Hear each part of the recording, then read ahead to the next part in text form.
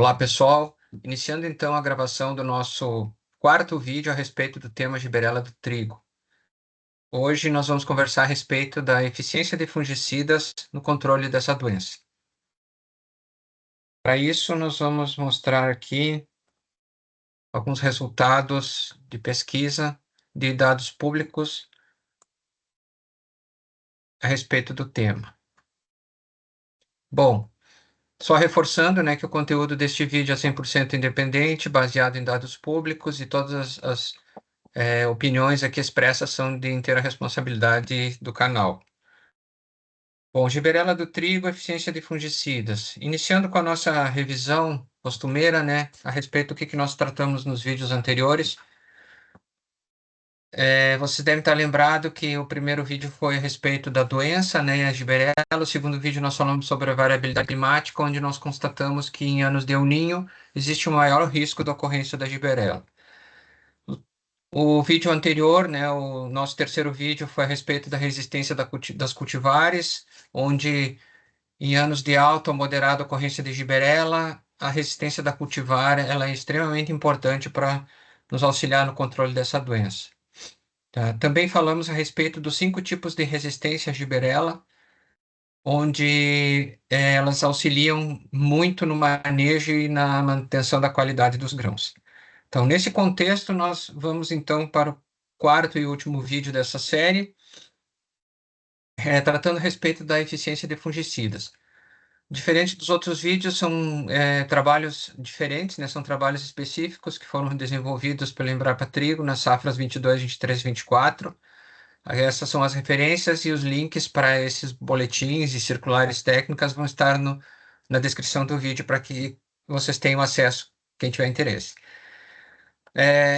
Esses trabalhos dessa rede de ensaios cooperativos foram desenvolvidos, então, nessas 3 safras, sendo que na safra 22 foram 12 ensaios em 8 locais, em 23, 11 ensaios com 10 locais, e na 24, 12 ensaios em 11 locais. Então, uma rede bem extensa com vários locais, vários ensaios.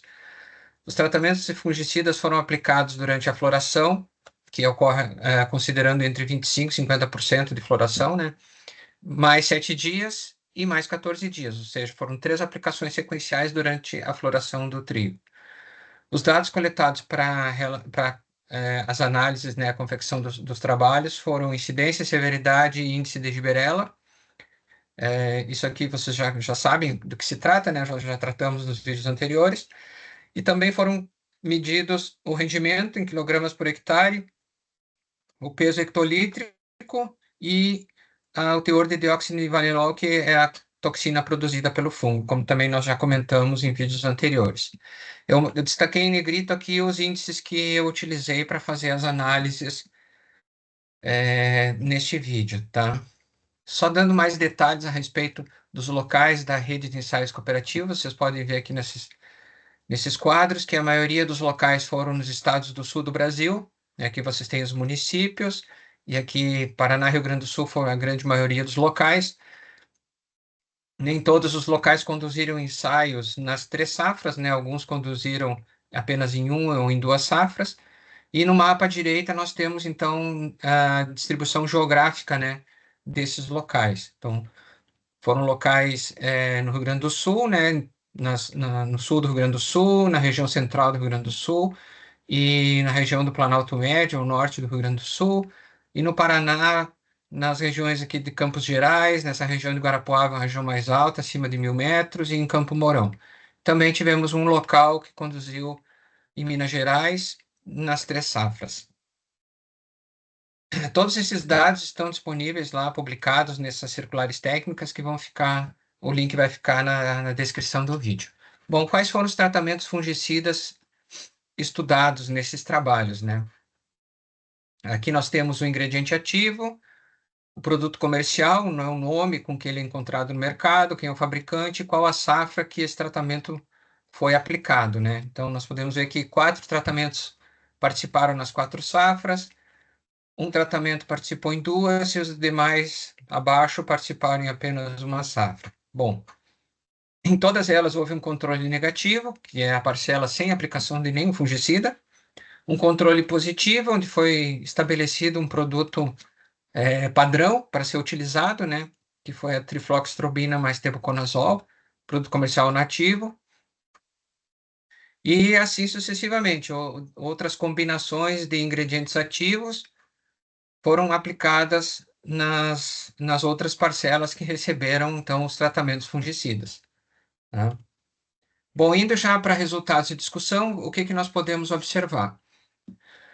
Na safra 2022, nessa tabela, nós temos a safra, o tratamento, né, o nome do ingrediente ativo, qual o produto comercial e aqui os resultados, que são o índice de doença, que eu também já falei num vídeo anterior do que se trata, né, o que é o índice de doença, rendimento, peso do hectolitro e concentração de dióxido de valenol, que é a toxina. Bom, destacando aqui que letras iguais indicam que os tratamentos, não houve diferença significativa entre os tratamentos, e letras diferentes indicam que houve diferença significativa entre os tratamentos na coluna, tá? Então, o que que nós observamos aqui? Que na safra 2022, os tratamentos aplicados, estatisticamente, eles foram para o parâmetro de índice de doença, né? Se diferenciaram da testemunha, então houve um efeito da aplicação dos fungicidas em relação ao índice de doença, embora os tratamentos não tenham se diferenciado do tratamento padrão. Para rendimento, da mesma forma, tá? Todos os tratamentos foram diferentes, estatisticamente diferentes da testemunha em relação ao rendimento. Em relação ao peso do hectolitro, os tratamentos, com exceção do tratamento 4, que foi diferente do controle negativo, os demais foram estatisticamente semelhantes ao controle negativo, né? E em relação à concentração da toxina, todos os tratamentos se diferenciaram do controle negativo. Na safra 2023, que foi uma safra onde as condições ambientais foram muito favoráveis à ocorrência da giberela, então houve uma ocorrência bem alta de giberela. O que foi observado em relação a índice de doença? Todos os tratamentos se diferenciaram estatisticamente do tratamento padrão e também do tratamento controle negativo, que é a testemunha sem fungicida. Em relação a rendimento de grãos, os tratamentos foram semelhantes entre si, diferentes na sua maioria ao controle positivo, né, com exceção do quinto tratamento, e todos foram diferentes da testemunha sem fungicida. Para peso do hectolitro, a mesma coisa. Podemos observar que alguns tratamentos são estatisticamente iguais entre si, iguais ao controle positivo, mas diferentes em relação à testemunha sem fungicida. E para a concentração de toxina, da mesma forma, né? A aplicação de fungicidas exerce seu efeito aí na diminuição do nível de toxina. E finalizando, na safra 2024, foi observado, né, que para índice de doença, todos os tratamentos exerceram estatisticamente o mesmo efeito, inclusive sendo iguais ao controle positivo, mas diferentes da testemunha sem fungicida. Da mesma forma, para rendimento de grãos, para peso do hectolitro, a maioria dos tratamentos, né, foram iguais, inclusive ao controle positivo, mas alguns deles também foram iguais estatisticamente ao controle negativo. E, por fim, em relação à concentração da toxina, os tratamentos todos se diferenciaram do controle negativo, né, e foram iguais ao controle positivo, com exceção aqui do tratamento 3, que estatisticamente ele ainda foi igual ao controle negativo. Tá certo?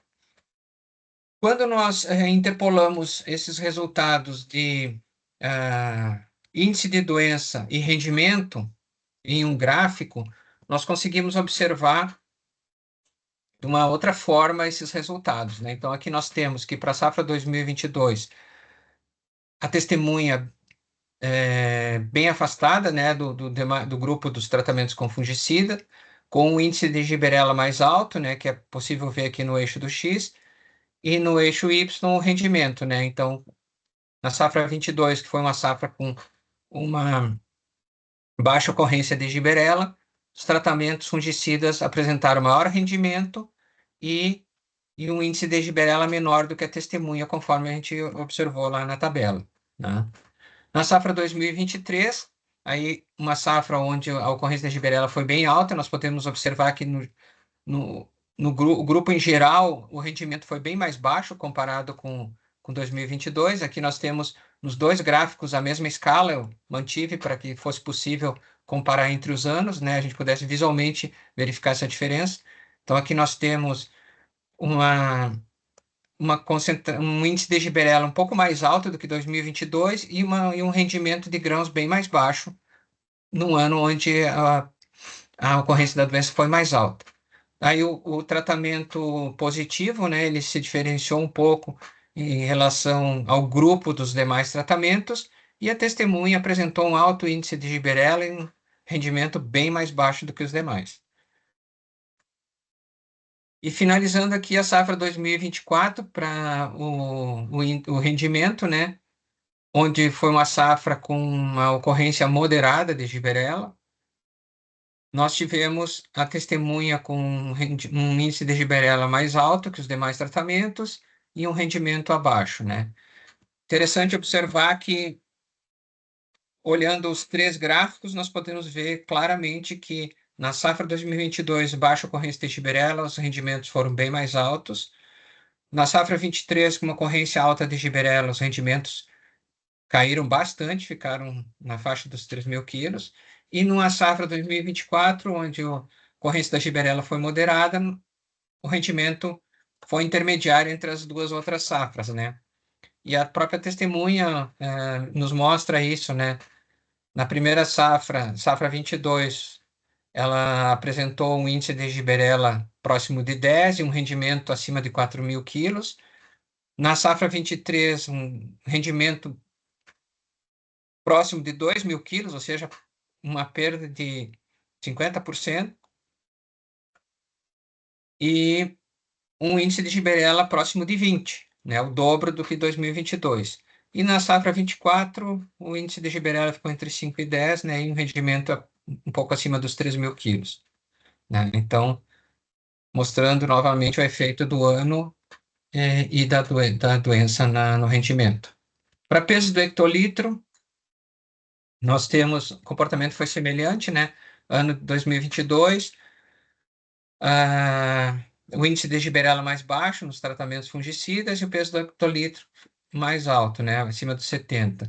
A testemunha, acompanhando o peso do hectolitro, não variou muito em termos de valores, né, de peso do hectolitro, mas o índice de Gibberella mais alto. Aí na safra 23, nós tivemos já um maior distanciamento entre os tratamentos fungicidas na escala do peso do hectolitro, embora para índice de Gibberella todo tenha ficado em torno de 5, né? Inclusive o tratamento padrão.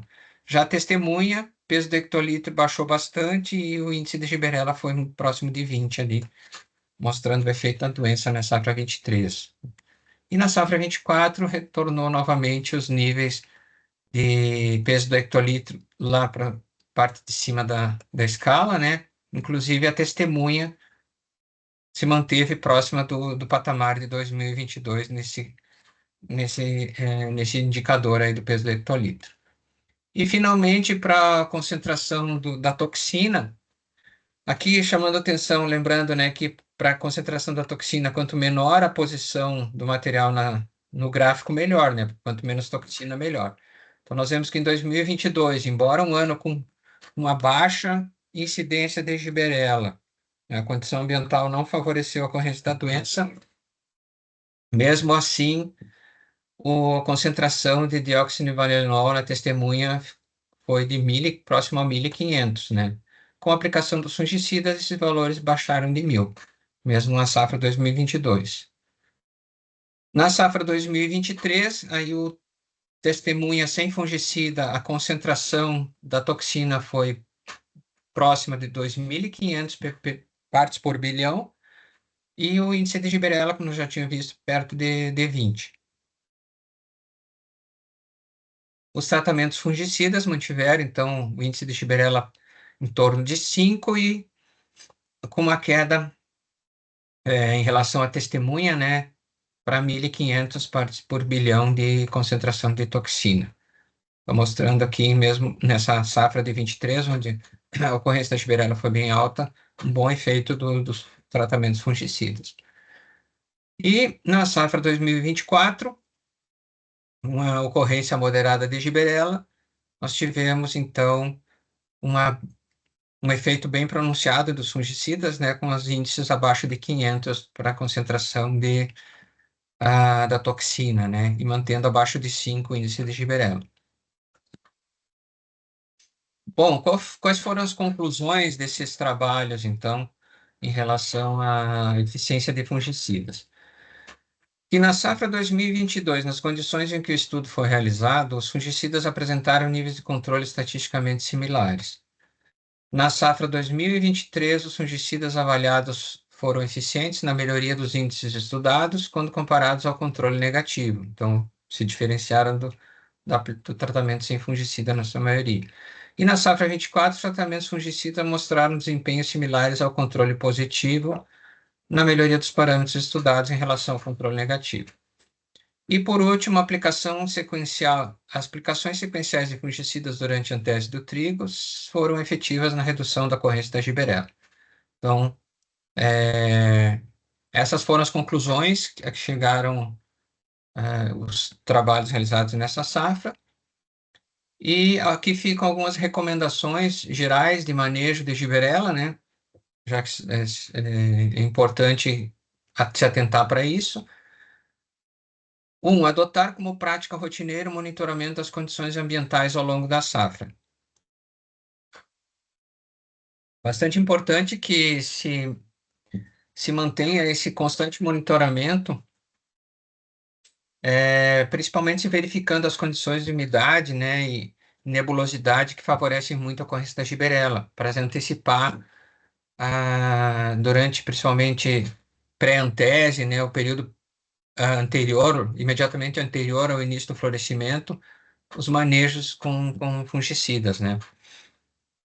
Optar por cultivares resistentes ou moderadamente resistentes, especialmente em anos com previsão de risco de alta ou moderada ocorrência de Gibberella.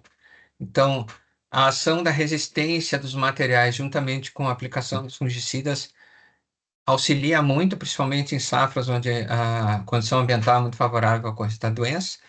Aplicar os fungicidas recomendados para a cultura, nos períodos, nas doses e rotações de princípios ativos recomendados, né? Então, observar rigorosamente essa recomendação.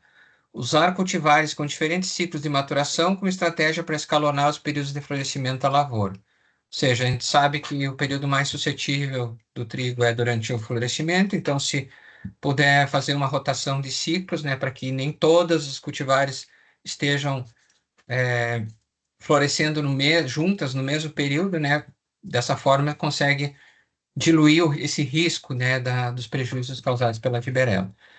E adotar estratégias para reduzir o inóculo do patógeno em sistemas de rotação de cultura. Então, algumas espécies são hospedeiras, né, da Gibberella e podem, no resto cultural, estar sempre aumentando esse inóculo na área, o que é bastante prejudicial, né, para a cultura sucessiva, que é o trigo. Também, como orientações para o manejo da resistência a fungicidas, eu trouxe para compartilhar algumas recomendações do FRAC, que é o Comitê de Ação à Resistência a Fungicidas. Eu vou deixar o endereço do site na descrição do vídeo e também um link para acessar um documento, para que vocês acessem um documento onde tem diversas orientações de manejo para evitar resistência em cereais e em outras culturas também, tá? Recomendo, né, recomendo fortemente que vocês acessem e estudem esse material, porque é muito importante a atuação para evitar perda de eficácia de fungicidas, né, em função de resistência de patógenos. Mas nessa tabela, nós temos aqui os fungicidas que foram utilizados nesses trabalhos que eu apresentei agora, né? Qual o código deles no FRAC, qual o modo de ação, que é o MOA, né? Então, eles atuam de diferentes formas, como, por exemplo, na estrutura das células do fungo, né? Que é o citoesqueleto e proteína motora, na estrutura das membranas do fungo, na síntese dos esteróis, na respiração e um produto que é multissítio atua em mais de uma cadeia fisiológica do patógeno, né? Aqui nós temos também os grupos a que eles pertencem, né? E o mais importante são as duas últimas colunas, onde nós temos o risco de desenvolver resistência no patógeno ao fungicida e alguns comentários, tá? Então, por exemplo, se nós pegarmos aqui o primeiro produto aqui, o primeiro nome comum, que é o tiofanato metílico, ele tem um alto risco de desenvolver resistência em fungicidas, ou seja, já se conhece que várias espécies de fungos apresentam resistência a tiofanato metílico e essa resistência também ela pode ser cruzada, ou seja, ela pode mais de um fungo apresentar resistência ou melhor, mais de o mesmo fungo apresentar resistência a mais um princípio ativo. Bom,